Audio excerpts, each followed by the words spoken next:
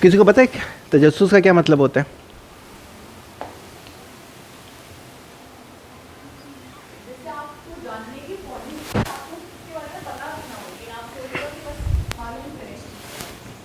صحیح ہو گیا، کافی حد تک صحیح ہے. اب میں سقراط کی ایک وہ آپ کو مثال دیتا ہوں. سقراط کے پاس اس وقت ہوم ٹیوشن ہی ہوا کرتی تھی. سقراط کے پاس ایک بچہ پڑھنے کے لیے آیا. سقراط جا رہا تھا سوئمنگ کرنے کے لیے. سقراط کی سوئمنگ بہت اچھی تھی.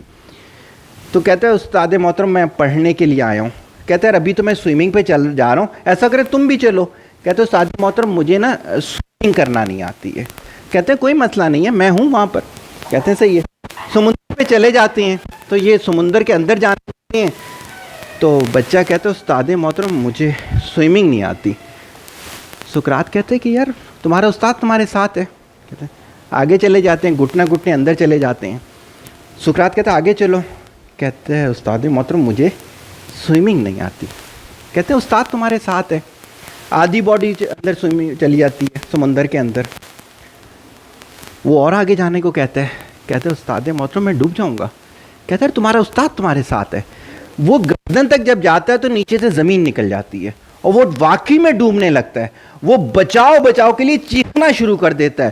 وہ اس کی سانس اکھڑنا شروع ہو جاتی ہے. وہ استاد محترم کو بلانا شروع کر دیتا ہے. اس کی آنکھیں جو ہیں وہ باہر آنا شروع ہو جاتی ہیں. تو سقراط اسے پکڑتا ہے، اپنے پیچھے ڈالتا ہے. بہت اچھا سوئمر تھا سقراط. اسے باہر لاتا ہے، اس کے اندر سے پانی نکالتا ہے. جب وہ تھوڑا ہوش میں آتا ہے تو کہتے ہیں کیا ہو گیا تھا؟ کہتے ہیں استاد محترم میں نا مرنے والا تھا. کہتے تم چیخ رہے تھے بہت زیادہ. کہتے استاد محترم میں مر جاتا.